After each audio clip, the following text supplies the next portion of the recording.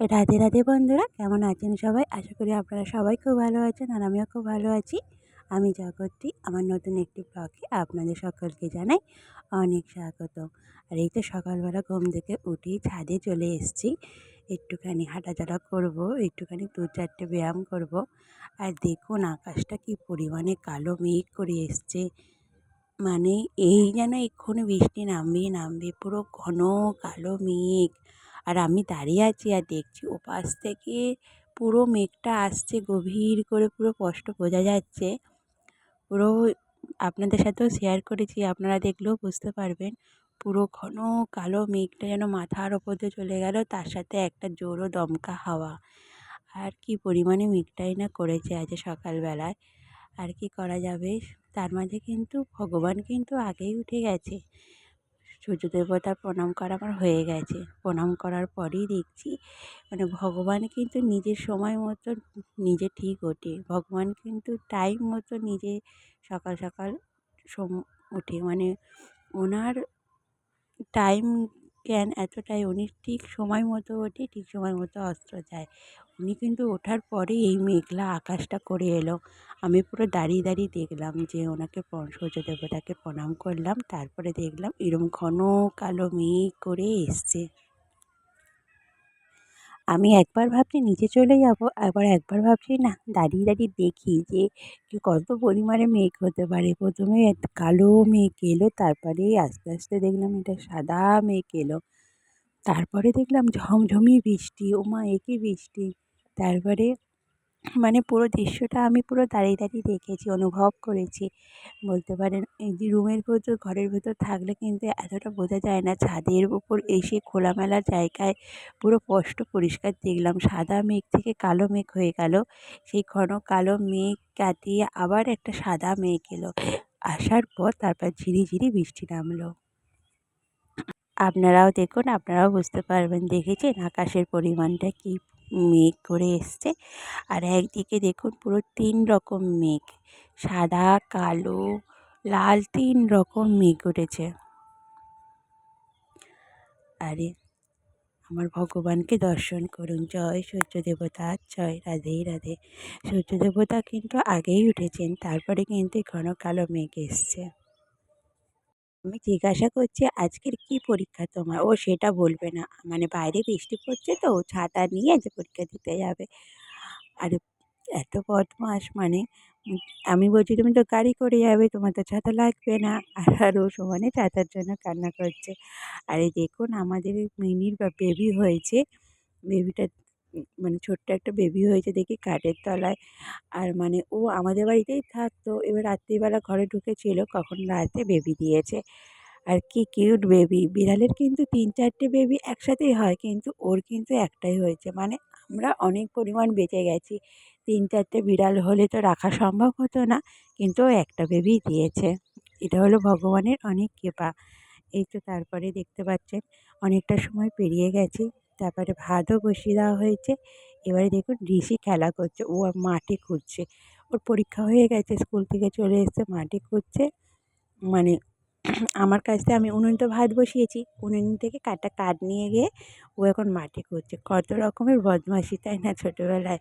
আর ওই দিক থেকে রায় ডাকছে, ঋষি খেলবি খেলবি, মানে আমাদের পাশের বাড়ির মেয়েটার নাম রায়। আর ওদের তো এখন খেলাধুলা করারই বয়স, তাই না? এই বয়সে তো আমরা মনে হয় ঠিকমতো কথাও বলতে পারতাম না, ওরা তো স্কুলে ভর্তি হয়ে গেছে। আর এই দুপুরবেলা স্নান করা খাওয়ার আগে ওরা এই সময়টায় খেলাধুলা করে, আর আমি খেলতেও দিই। একটু খেলাধুলাও তো ওদের দরকার, তাই না? আর ওরা তো এখন খেলারই বয়স, পড়ার বয়স কিন্তু হয়নি এখন। মানে সমাজ, আমরা দৌড়াচ্ছি, দৌড়ানোর পিছনে পিছনে, মানে এখন বেবিদের খুব ছোটোবেলায় স্কুলে ভর্তি করে দেওয়া হয়, যাতে ওরা সমাজের সাথে তাল মিলিয়ে চলতে পারে, সময়ের সাথে সাথে সবটা শিখে ফেলতে পারে। সেই কারণেই তো স্কুলে দেওয়া, তাই না বলুন? মানে কথা বলতে শেখার সাথে সাথেই কিন্তু এখন স্কুলে ভর্তি করে দেওয়া হয়, যাতে সেই সন্তানটা ভালোভাবে মানুষের মতো মানুষ হতে পারে। সেই কারণেই কিন্তু স্কুলে দেওয়া, তাই না বলুন?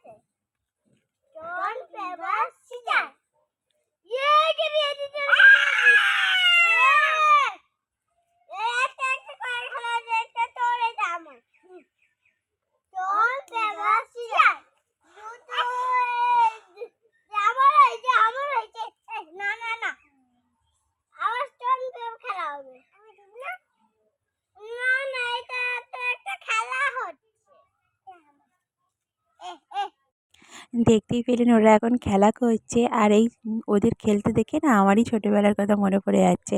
ওরা ওদিকে খেলা করছে আর আমি এদিকে রান্না করে নিচ্ছি। ভাত তো হয়ে গেছে, ভাত বসিয়েছিলাম, দেখতেই পেলেন ভাত হয়েও গেছে। ফ্যান ঝেড়ে নিয়েছি আর এখন ডালটা করে নিচ্ছি। এটা হলো মুগ ডাল। যেহেতু আজকে নিরামিষই, ওই জন্য মুগ ডালটা ভালো করে ভেজে, শুকনো কড়ায় ভালো করে ভেজে তারপরে কিন্তু জল দিয়ে, ফ্রেশ জল দিয়ে ভালো করে ধুয়ে নেবো। দেখবে ডালটা ধুলে কেমন সাদা সাদা একটা পার হয়।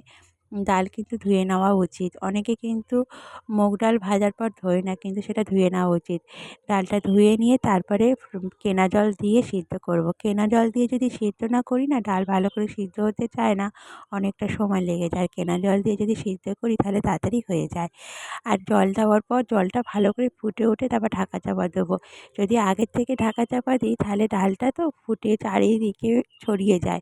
ওই জন্য আগে ডালটা ভালো করে, জলটা ফুটে যাওয়ার পর ঢাকা চাপা দিলে আস্তে আস্তে ডালটা খুব সুন্দরভাবে সিদ্ধ হয়ে যায়।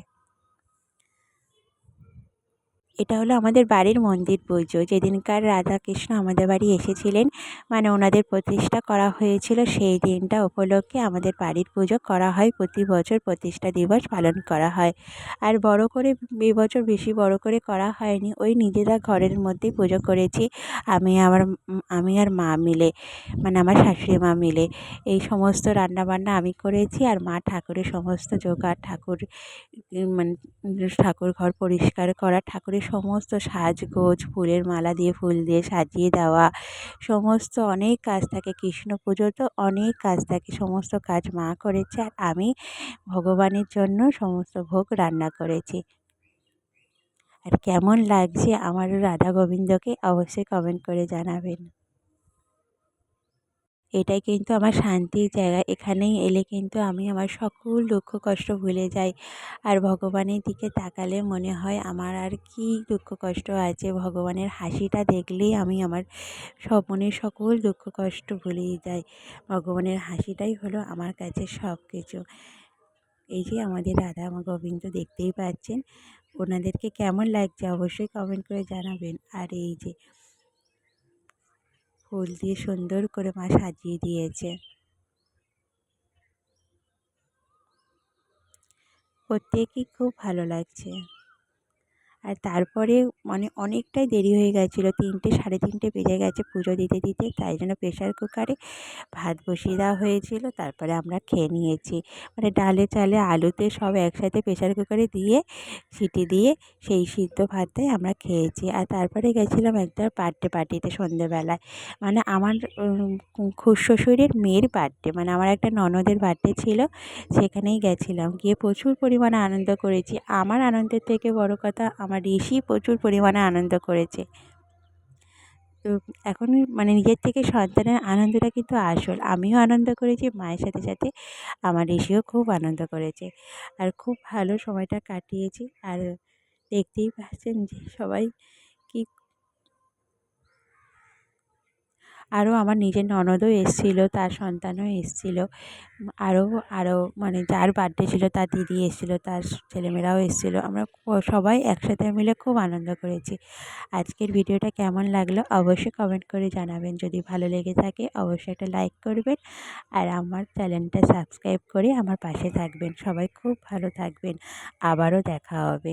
রাধে রাধে।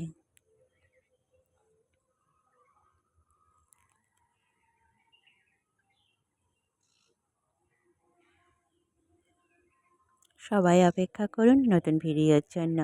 ততক্ষণ সবাই ভালো থাকবেন।